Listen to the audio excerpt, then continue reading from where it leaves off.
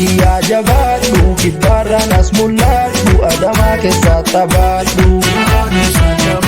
jajjabee kiyyaa jabaadhu Oromiyaa dhuunfaadhu Finfinnee keessaa taphaadhu kan jirree woboo keessaa bilisummaa ni dhageessaa bakka jirtutti jabeessaa buqqaasuu qabnaa hidda garbummaa yaa ilmaan Oromooti kawwee waan akaati kan jedhee jarraa abbaa gadaati gadduudhaan qabnu gammachuu milkoofna numa abbaan biyyaati nun jedhee waqqoo guutuu isin ilmaan biyyaati jallaan hedduutti dhumaanii nuti maalii babbaqanna Deebifnu bilisummaa lafeedhaan itti jaabna Gowwaan obbo Bakaate Dinaa jala galee kakaate Yookiin galluu kanaafne Irbuu guddaa qabaanne Biharraan gakkaane Finfinnellee marsiine Jabaadhu obbo kiyyaa ammallee Obbo kiyyaa jira bosona alagaan hangaatiif koonu loola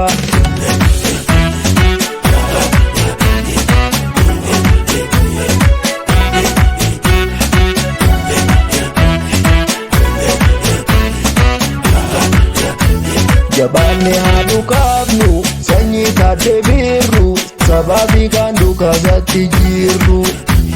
sanyiin abbiishee garba dinaa bukkaase darba dila kaleessan of duratti arga galaanni bilisummaa nindimaata dhaloonni elemoo qilxu duratti maalee wayyof dubaa millaata nama dhiisii mukaatu tokko ta'ee biqilee dagagee damee yafaata bifti manaa hin boonu hidhatee gumaa bafaata hikkadhu irraa itti dhangalaasi kilaashuma keeti barana qalbiin dhaggarirra taphachuu nu feeti jarraa meeqanuu garboomsaanii Finfinneen Oromoo jechuun har'aanuun gowwoomsaanii afaan kennaa dubbaateef Oromoo jechuun dandeenyu sabboonummaa sabaan qabaanne dinaa addaan hin beeynu hidha qeerroon aangoo qabaate daadhii galaanii facaaluu hundeessaa galaafaate wangantoonni nu godhaanii nu keessaa hin baatu qabsoon isaanii olola qilleensaa haa taatu isaaniif waraabeessi warra wajjumaan nu nyaatu halkanii guyyaa lallabne daa'imman kichuu haadha jalatti dhabne